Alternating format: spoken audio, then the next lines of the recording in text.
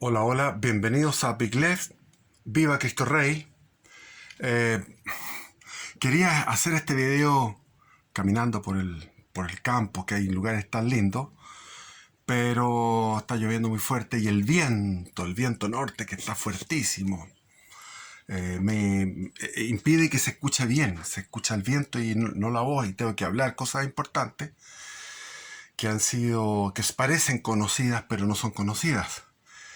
Y Y son 45 minutos que tengo, así que tengo que correr deprisa, pero no tan deprisa porque tengo que ser pedagógico al mismo tiempo. Primero, la Guerra del Pacífico. La Guerra del Pacífico se llama Guerra del Pacífico, pero podría haber sido guerra también del Atlántico. ¿Por qué? Porque Argentina estaba por ir a la guerra, por el conflicto limítrofe que teníamos con Argentina. El Tratado de 1856 había establecido que se iba a dirimir eso, pero en el territorio en disputa no iba a entrar ningún uniformado. Además era un territorio que estaba prácticamente despoblado. Argentina pobló lo que es Santa Cruz por el lado del río hacia el norte, y hacia el sur existían pobladores chilenos, o sea, todo lo que era Río Gallegos, toda la costa atlántica hasta Santa Cruz era de posesión chilena, y la Armada paseaba por ese sector como Pedro por su casa, porque era territorio propio. Todo el Atlántico Sur era territorio propio de Chile. Y curiosamente, 100 años, son 100 años exactos. En diciembre de 1878, la Armada Argentina va al encuentro de la Armada chilena. 100 años después, en 1978, pasó lo mismo, con los mismos resultados. La Armada Argentina dio una vuelta en U y volvió a su reducto en el Río de la Plata. No queremos calificar aquello, no vamos a ocupar calificativos, sino que vamos a explicar lo que pasó. En el intertanto, Arturo Prat Chacón, capitán de fragata, que tenía fama de sabio porque había estudiado en la carrera de Derecho con un esfuerzo inmenso, titánico, porque aparte de trabajar como oficial de Marina y ser profesor en la escuela naval, él en las noches estudiaba todo lo que es una carrera tan difícil y tan ardua como la carrera de Derecho, y sacando el título. Y al mismo tiempo tenía aficiones por la astronomía. En su casa estaba el libro de mi bisabuelo, que es Gabriel Izquierdo, que era sobre astronomía, cosmología se llamaba en aquellos tiempos. Tenía una serie de inquietudes como la botánica. Entre ellas estaba el espiritismo, del cual se agarró este imbécil no me acuerdo cómo se llama, este tipejo, este desagradable, y que tiene un montón de ventas. Eso significa que en Chile la gente le gustan los estúpidos, que se agarran de una cosa, de un ser tan inmenso como era Arturo Prat, se agarran de una cosa para, la historia del Chile oculto. Ridículos, o sea, eso demuestra en lo que hemos caído. Bueno, entonces Arturo Prat fue enviado por el gobierno para ver el tamaño, el tonelaje, el calado, el blindaje, cómo estaba la situación de las máquinas, el tipo de artillería que tenía la escuadra argentina, porque estábamos a puertas de una guerra triple contra Perú, Bolivia y Argentina. Y Argentina estaba por la guerra. Por lo tanto, Arturo Prat en sus cartas, cuando fue como comillas espía, porque le dijeron cambie de nombre, cambie de apariencia, él que dejó su barba, siguió con su nombre como capitán de fragata de la Armada de Chile, porque iba contra sus principios el ocultarse, y él en Buenos Aires lo que se dedicó es a estudiar la Armada, cómo era la Armada argentina, que no estaba en buen pie. Tampoco la chilena, tampoco la peruana. Estos países estaban totalmente mal. En 1891, cuando fue la guerra civil en Chile, en la Argentina estaban con el primer ¿cómo se llama esto? Impeachment, no, perdón, discúlpenme la palabra, default. El primer default de Argentina en 1891 no habían pagado la deuda. Desde ahí comienza su tradición de no pagar la deuda.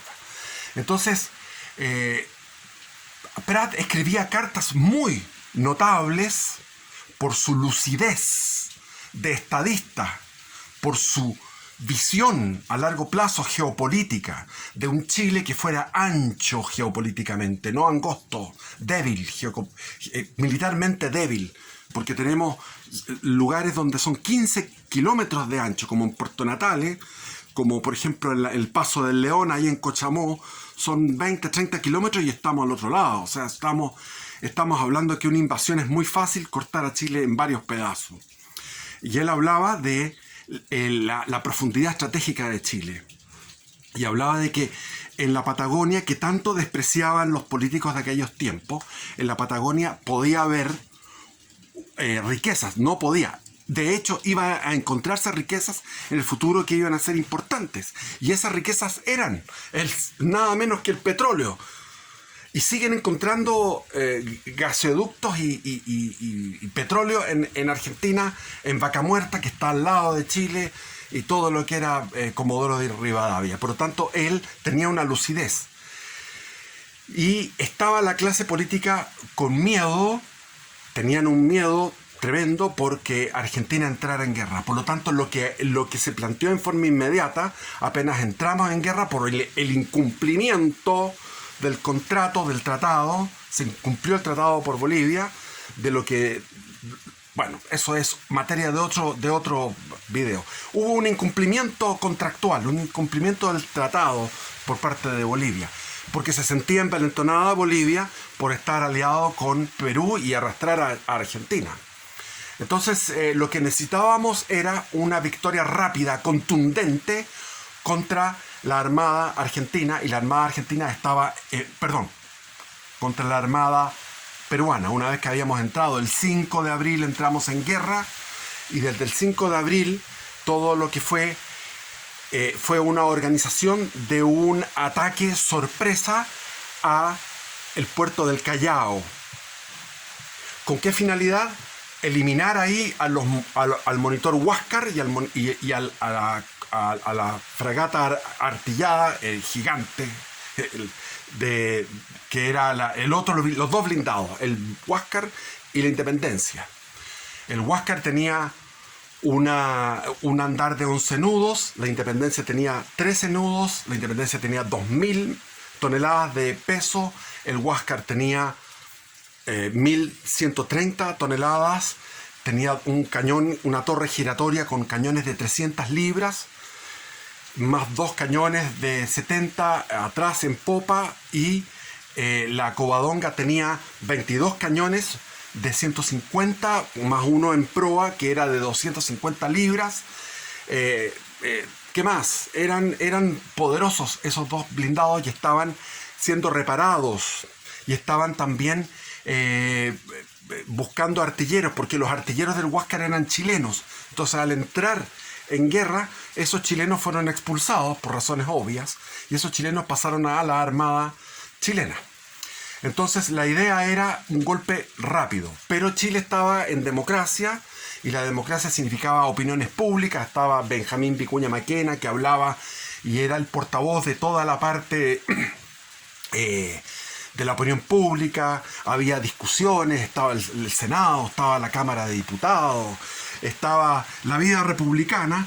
Había un gobierno débil, un gobierno de gente bastante inepta, salvo don Antonio Varas, que era el ministro del Interior, y después el ministro de Guerra, que era ¿cómo se llama? Alonso Sotomayor. Entonces teníamos dos tipos tremendos, pero Antonio Varas estaba viejo, Sotomayor después murió antes de la batalla de Tacna por un derrame cerebral, porque tanto fue su entrega a Chile que murió por un derrame cerebral, por el estrés que significaba tener ejércitos con abastecimiento de agua, con víveres, con municiones y todo lo demás. Y en ese momento Chile estaba sin municiones. El año 78 estaba la escuela militar había sido cerrada por falta de presupuesto. Habíamos comprado esos dos blindados en el año 1874, cuando estaba el gobierno de Errázuriz Sañartu, pero esos dos blindados estábamos vendiéndolos porque necesitábamos plata, estábamos en una crisis económica, teníamos que vender esos blindados. Pero nos pilló la guerra así, con una tropa que no tenía municiones, que estaba en la Araucanía, en la frontera, eran 2.000 hombres, no llegaban a 3.000. Y bueno, también los enemigos, en este caso Perú, también estaba mal, en el sentido que tenían que reparar sus barcos en el puerto del Callao. Y esto se demoró hasta que finalmente llegaron unos políticos a la escuadra, la escuadra chilena estaba bloqueando Iquique, ridículamente bloqueando Iquique, cuando por Pisagua entraban las tropas, llegaban los barcos peruanos a Pisagua y por Pisagua salía el nitrato, el salitre, a la venta.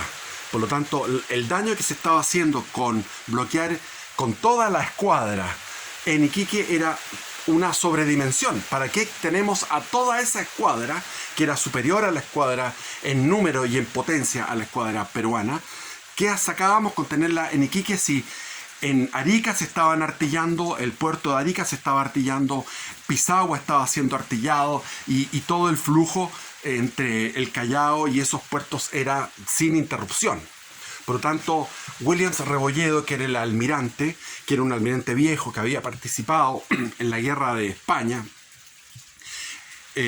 había participado en el combate de Papudo, haber tomado la Covadonga, la Esmeralda tomó la Covadonga en el combate de Papudo, y el héroe de aquel momento fue Williams Rebolledo, que tenía mucho respeto, los oficialidad joven, como era Prat, como era Condel, Uribe, La Torre, Montt, etcétera. Toda esa oficialidad lo respetaban porque era un viejo de los viejos tercios,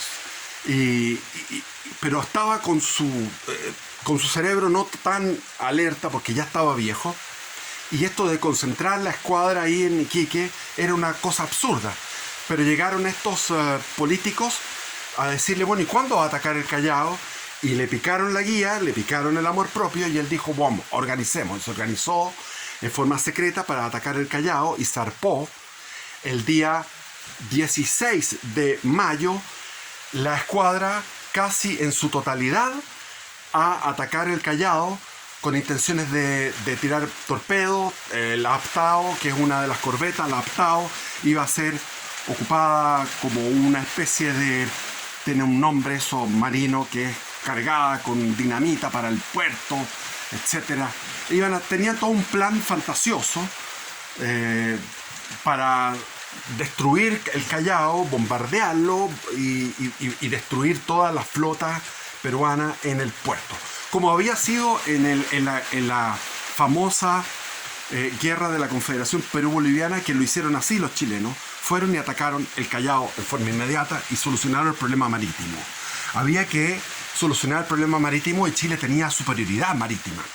Entonces el 16 de mayo zarpa la escuadra a hacer este ataque al Callao, y sin embargo, bueno, habían tenido informaciones de que todavía estaban ahí el Huáscar, la Independencia en el Callao. Pero eso no sucedió, sino que el presidente Prado estaba apurado, tenía 4.000 hombres en varios barcos de transporte de tropas. Entonces esos 4.000 hombres fueron escoltados por el Huáscar y la Independencia hacia Arica. Y ese viaje hacia Arica significó primero que zarpara el Huáscar y la Independencia. Las reparaciones fueron más rápidas de lo que se esperaba, y al llegar a Arica tuvieron noticias porque desde Iquique tenían telégrafo, estaban comunicados por telégrafo con Pisagua y con Arica.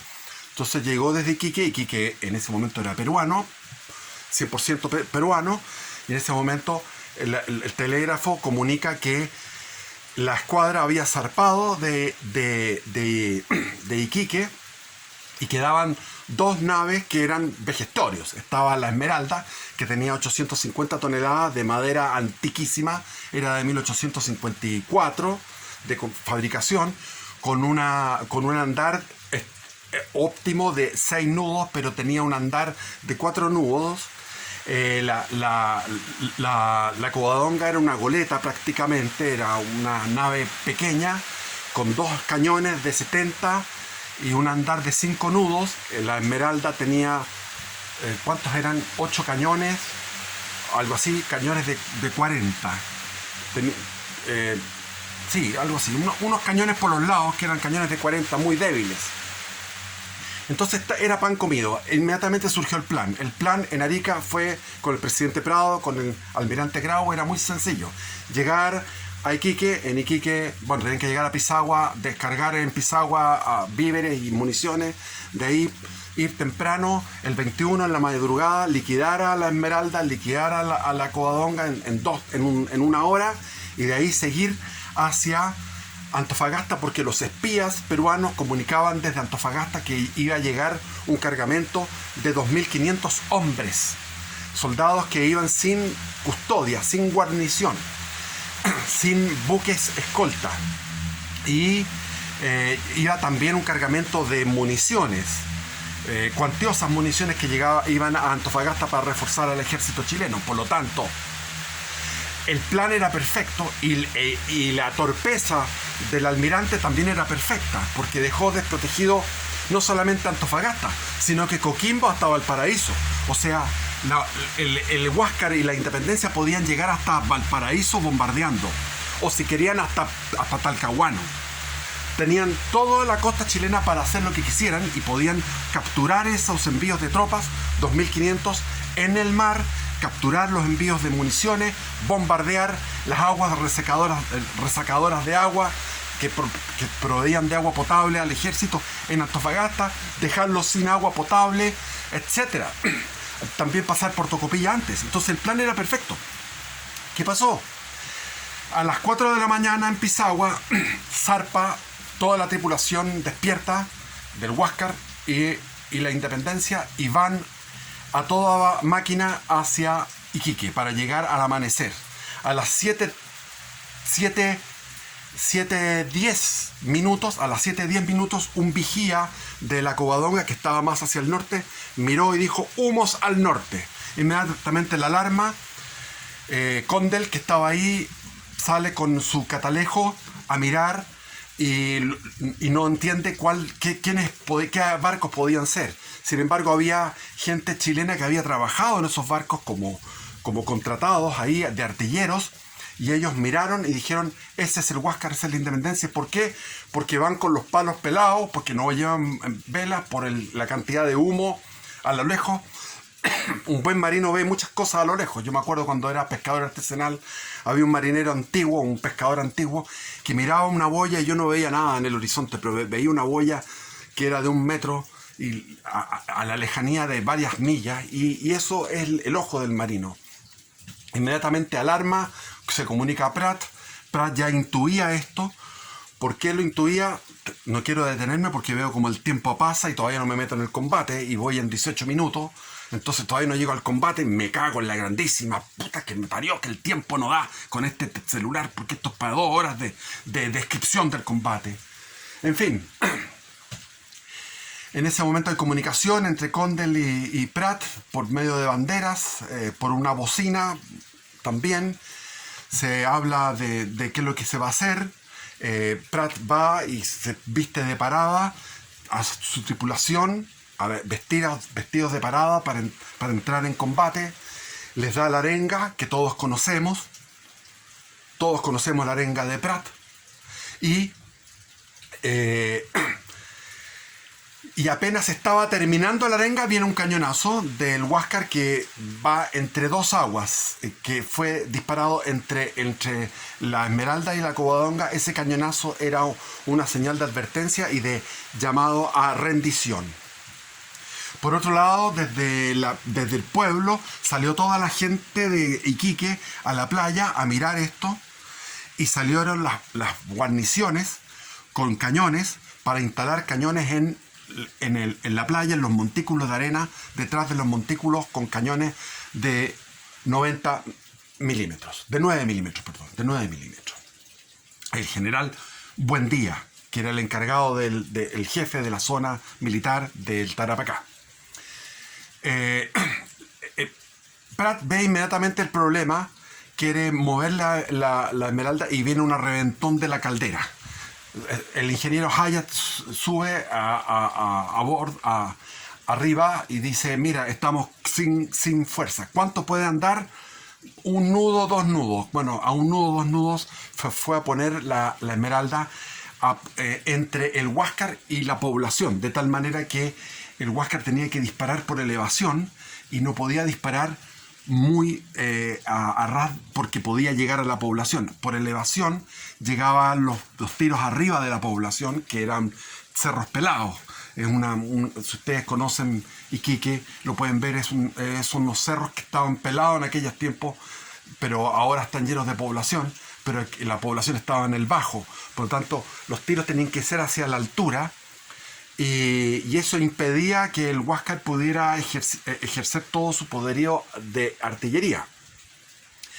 Pero sí lo ejerció sobre la Covadonga, que estaba en ese momento doblando por la isla, que ahora se llama la isla Serrano, doblando por esa isla, que ahora la isla está unida y es parte del puerto. Entonces, doblando hacia el sur, por las instrucciones de Prat a Condell era que fuera por las bajas aguas, para ver si podía encallar a la Independencia, que era la única alternativa.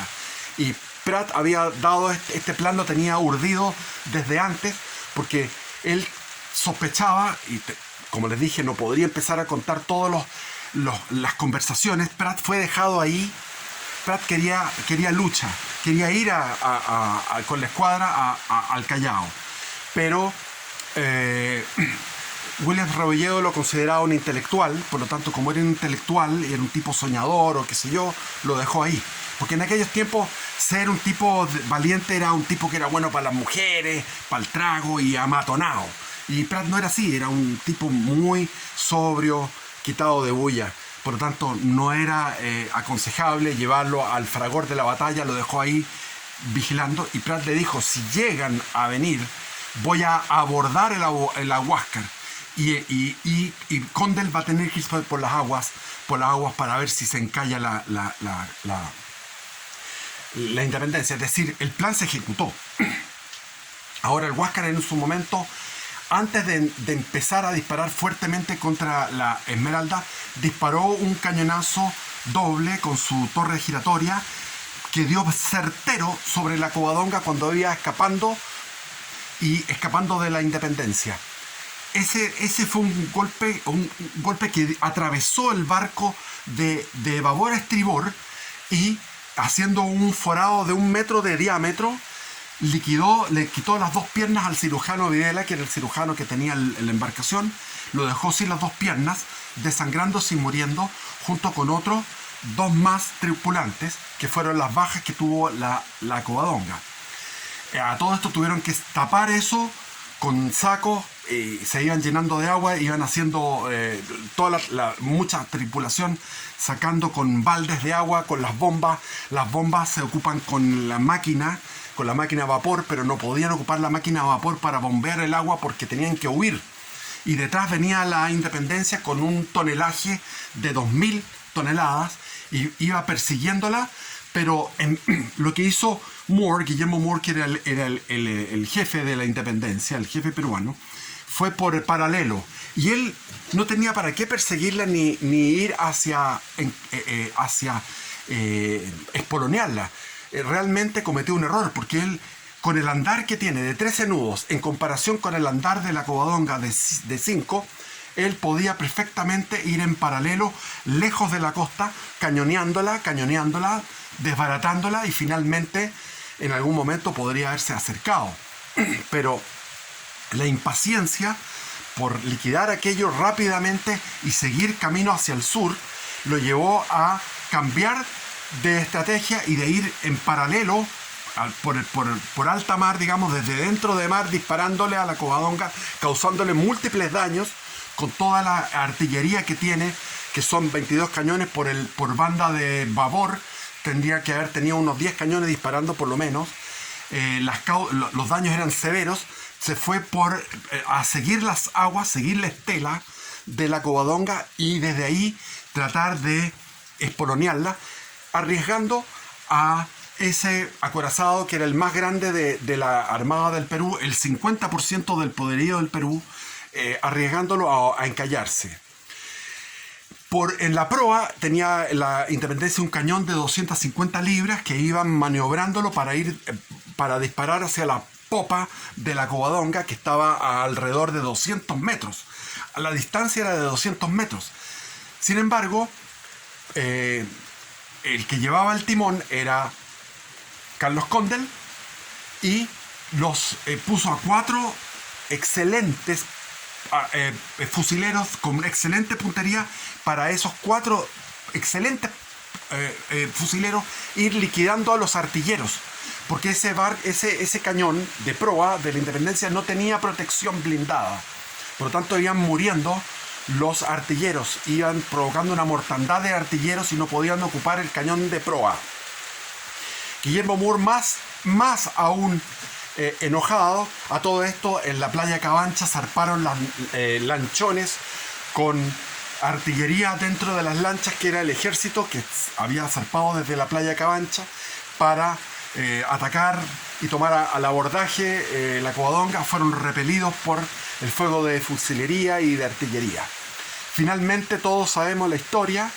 En un momento determinado, Carlos Condell se arriesga, porque conocía esos bajíos, se arriesga a pasar por un lugar donde había arrecifes, y la quilla de la Covadonga, que era un barco pequeño, de poca profundidad, raspa. Y al raspar, pasaron. Porque él se la jugó, dijo, o encallamos, si encallamos ya de ahí nos van a batir a cañonazos y vamos a morir todos muertos por los cañonazos. Pero el tipo se tiró, arriesgó, zafó, zafó, y Guillermo Moore no se dio cuenta de eso y estaba empecinado con ir a espolonearla, y se fue a toda máquina, y en la proa de la Independencia se levantó y el barco se viró a estribor y quedó totalmente encallado.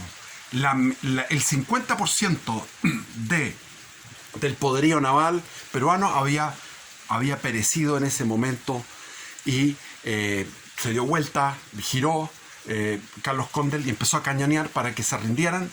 Bajaron la bandera, se rindieron, y ahí mandaron unos botes para recoger a la tripulación que estaba ahí en el agua, muchos en el agua y otros que estaban arriba del barco. El barco había quedado así, 45 grados, inclinado, unos agarrados así. A mí me tocó vivir eso una vez, un encallamiento, como uno está colgado. Yo estaba colgado al lado del capitán, y 100%, o sea, uno colgaba y abajo estaba el agua. Una cosa increíble. Bueno, pero no pudo hacer ese gesto humanitario porque vio humos al norte y era el Huáscar que venía desde Iquique. Pero antes de eso, se me olvidó un detalle. Antes de querer rescatarlos, quiso ir a buscar a ayudar a la Esmeralda. O sea, Carlos Condell, después de eso, quiso volver al combate. Eso está registrado, es así. Quiso volver al combate, volver a Iquique a combatir junto con la Esmeralda. Pero ahí vio al Huáscar que ya venía saliendo de Iquique, es decir, dijo, aquí la Esmeralda se finí. Es decir, esto fue a las 2 de la tarde. Lo que pasó, esto fue a las 2 de la tarde. Pero volvamos en el tiempo a las 9 de la mañana, cuando la Covadonga se va hacia el sur, perseguida por la Independencia. ¿Qué pasó? El Huáscar no podía disparar a vuelo rasante porque si no disparaba hacia la población.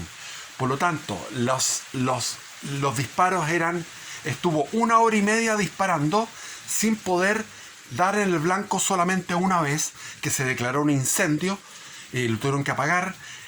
¿Y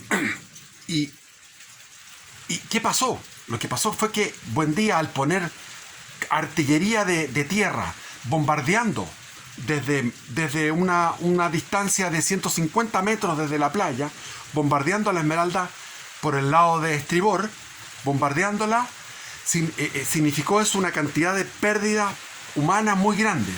Es decir, la fusilería eran más de 2.000 hombres que habían disparando hacia la Esmeralda, 2.000 fusileros, más 30 cañones que disparaban, lo que significaba una pérdida humana, un desangramiento. Todo lo que era la cubierta de la Esmeralda era un baño de sangre, según los testimonios de los espectadores peruanos, de los espectadores de la oficialidad y de los periodistas del Times de Londres y de otros periódicos de Alemania, de Francia, que estaban siguiendo, de España también, que estaban siguiendo la guerra. Los testimonios son conmovedores. Ellos dicen que ese combate fue un combate que se puede dar en 1000 años, en 2000 años, y puede ser recordado para toda la eternidad, porque era un combate homérico, era un combate de un nivel de heroísmo tremendo, con los cornetas, el corneta que tocaba a degüello, tocaba al ataque, a la carga, un niño de 12 años que una bala de cañón le volaba a la cabeza y quedaba incrustada la corneta, agarraba a otro la corneta para seguir tocando. Unos perdían las piernas, otros perdían, eran cuerpos mutilados, palpitantes, desangrándose. El agua chorreaba por la Esmeralda hacia el mar, y en el mar se batían esas sangre espesa en las aguas de las olas calmas, que son las olas del norte. Entonces, frente a esa situación, Prat dice: no podemos seguir aquí. El Huáscar empezó a apuntar, se aproximó a dar un espolonazo, pero desde tierra le advirtieron que no podía dar el espolonazo porque había torpedos. Era una información equivocada. Lo que pasa es que Prat tenía una lancha, y esa lancha, que estaba a orillas, fue a buscar a una mujer que era la esposa del perito del puerto, el que estaba a cargo de entrada y salida de los barcos. Y esa esposa con sus niños se quedaron en una balsa, en una balsa flotante que está ahí entre el Huáscar y la Esmeralda. Y en ese momento, escapando de todos esos cañonazos, Prat dijo parar las máquinas, que las máquinas andaban a dos nudos. Dijo parar las máquinas, paró en ese momento protegiendo a esa mujer con esos niños para que pudieran llegar a puerto, protegiendo con el cuerpo de la Esmeralda totalmente, la cubierta destruida por la cantidad de cañonazos, la cantidad de muertos por todos lados, y él se dio el gesto de ser un hombre cortés frente a esa mujer y esos niños. Entonces hubo una mala información de que tenía torpedos, por lo tanto el Huáscar no fue a espolonearlo en ese momento. Pero la Esmeralda, al avanzar hacia el norte a 2 nudos, apenas, con las máquinas parchadas, con un incendio en la Santa Bárbara, con una serie de tragedias internas que son largas de describir, porque tengo poco tiempo para describir tantas tragedias que fueron contadas después por los sobrevivientes. En ese momento, la Esmeralda avanzó 1000 metros, es decir, 1 kilómetro, y se fue a poner a posición de 1000 metros y 250 kilómetros de la costa. Ahí está la boya, ahí quedó y ahí se hundió. Yo, cuando era pescador artesanal, en la noche salí con mi bote a remo en la noche, y de repente me encuentro con la boya. Me dio una emoción y lloré, porque eso es una emoción de chileno, en los 21 de mayo tirar las ofrendas florales. Pero a veces las ceremonias que se hacen, las ceremonias en los colegios antiguamente, y las ceremonias que se hacen con las autoridades navales o las autoridades civiles, enfrían el alma, porque hacen discursos monótonos, porque no tienen el pecho caliente, porque no hay patriotismo de verdad. Entonces realmente uno escucha lo de Arturo Prat, lo del combate de Iquique, y uno dice: esto es cualquier cosa, es una cosa ya que ya no me entra, ¿Por qué no me entra? Porque lo he escuchado toda la vida, pero no he visto los detalles. Los detalles eran impresionantes. En ese momento se quedó en esa posición y ya las máquinas no pudieron andar más. Era la posición donde la Esmeralda iba a entregarse. A todo esto Pratt dijo, porque lo llamaron a rendición, entonces él dijo, pongan otra bandera, una bandera elegante, la más elegante que tenían, la pusieron arriba en el mástil primero, después en el otro. Mientras tanto los palos estaban siendo tronchados por las balas de los cañones. La artillería de la Esmeralda disparaba sus cañones de 40 y esos cañones de 40 rebotaban como una piedra en un muro de granito, como una piedra en un muro de acero. No servían para nada, pero seguían disparando. La fusilería de la Esmeralda seguía disparando hacia el Huáscar, pero no hacían nada porque los fusileros del Huáscar estaban en troneras, estaban protegidos. El alto mando estaba si ustedes van al Huáscar, van a visitarlo en Talcahuano, y los que no han ido son unos huevones. Vayan a visitar el Huáscar. ¿Cómo puede ser que no hayan ido al Huáscar? Vayan. Ahí van a ver ustedes cómo era el alto mando, con todo blindado, con una espesor de para mirar solamente, en la torreta del alto mando. Y en ese momento Grau decide embestir con el espolón. Echó una bocanada de humo tremenda porque la máquina tuvo que retroceder, porque estaba a tiro. Los tiros del Huáscar ya estaban certeros ahí, porque ya estaba alejado de la ciudad y podían pasar los tiros y pasaban de largo hacia un campo de Eriazo. Por lo tanto, cruzaban las balas de 300 milímetros por el casco, lo atravesaban, y en cada uno de esos tiros morían 10, 20 marineros destruidos, totalmente descuartizados. Y viene Pratt está en el timón para evitar que el espolón lo llegue, y hace un giro con el poco que tenía de andar, puede dar un giro y el espolón llega a la popa donde estaba Pratt. Pratt recoge su espada, su revólver, salta al abordaje, grita al abordaje, muchachos, salta al abordaje, lo sigue el sargento Aldea, otro marinero que no sabemos el nombre, y cuando se retira, porque Grau ve el peligro de un abordaje múltiple, retira inmediatamente, marcha atrás el blindado, y hay otro marinero de nombre Arteaga, de apellido Arteaga, que saltó, se equilibró y cayó finalmente al mar y fue recogido, volvió a la corbeta. Pero en el momento en que llega el Huáscar y espolonea de refilón, en ese momento los dos cañones disparan con una metralla tremenda, porque dispararon metralla, causando una mortandad de más de 60 hombres en ese puro a quemarropa, a bocajarro. Disparan los dos cañones, los otros cañones, la fusilería de Huáscar. A su vez, la Esmeralda también dispara lo que podía sin hacer ningún daño. Después viene el segundo espelonazo y salta Ignacio Serrano, que era el que quedaba a bordo. Estaba Uribe, había dos tenientes a bordo como que iban a cumplir con su deber.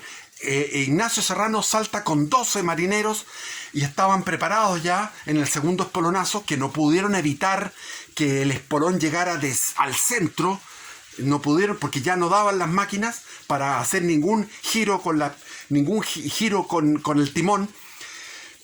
Golpeó el centro, y al golpear el centro vino de nuevo otro disparo a bocajarro, a quemarropa encima, matando a otros tantos chilenos en la cubierta, y ahí saltó Ignacio Serrano con 12 marineros, y en la cubierta fueron eliminados por la fusilería que estaba preparada desde las troneras.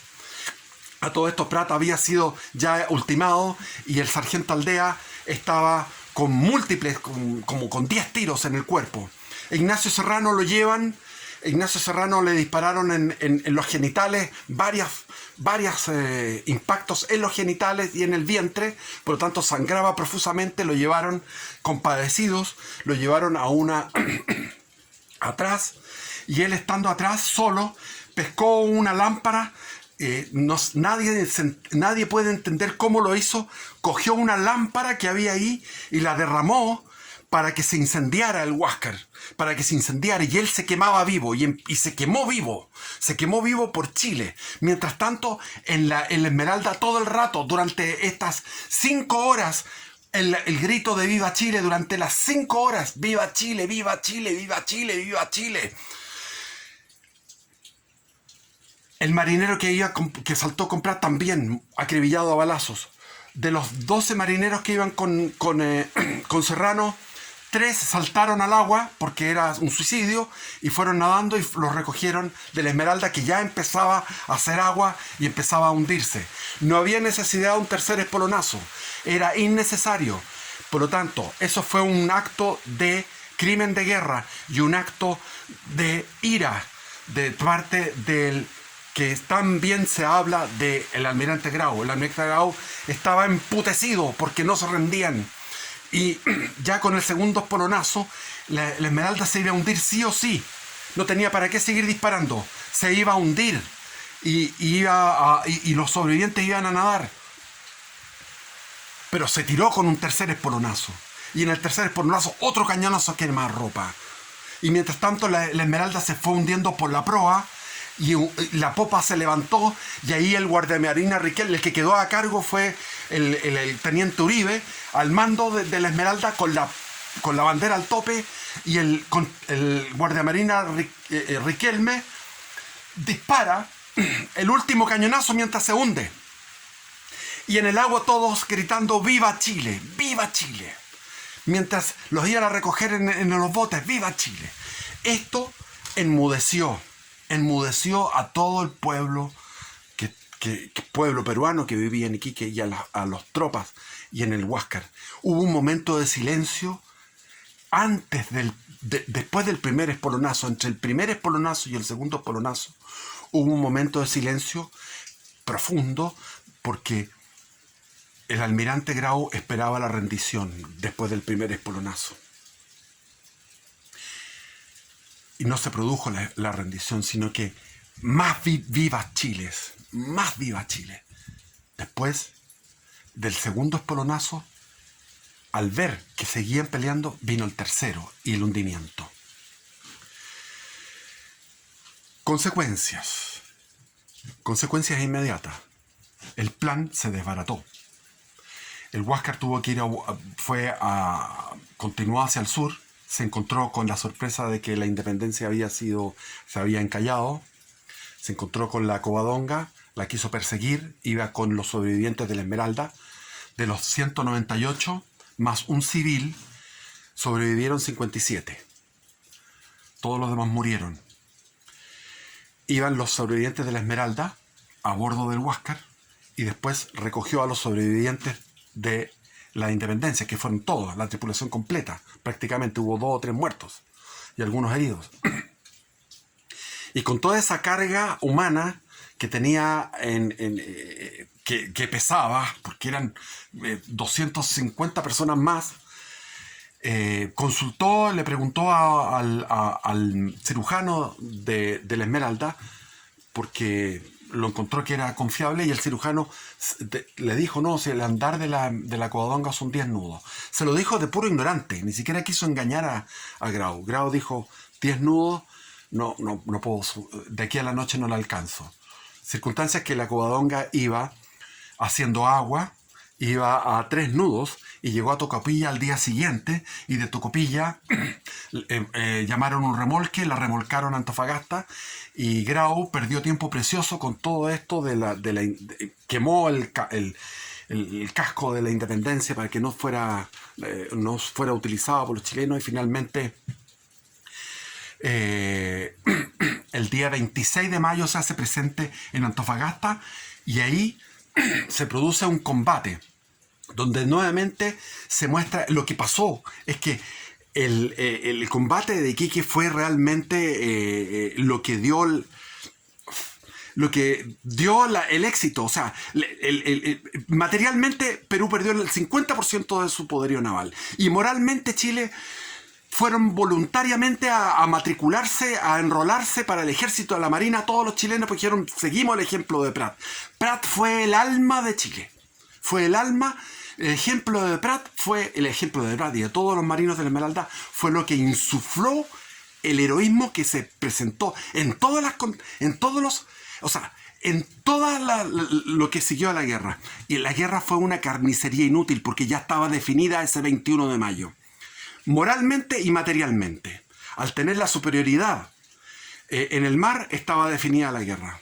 Porque podíamos atacar cualquier lugar. Podíamos atacar Tarapacá, incluso Lima, inmediatamente. Y moralmente, el gesto de Prat fue un gesto que impidió que entrara Argentina a la guerra, como lo que temía Prat. Prat comentaba en privado, no quiero que entre Argentina, por lo tanto tenemos que dar un triunfo. Y el triunfo lo dio él. El triunfo lo dio él. El triunfo lo dio Carlos Condel. Ese fue el triunfo que impidió que el Huáscar llegara hasta Valparaíso cañoneando. Ese fue el triunfo. O sea, la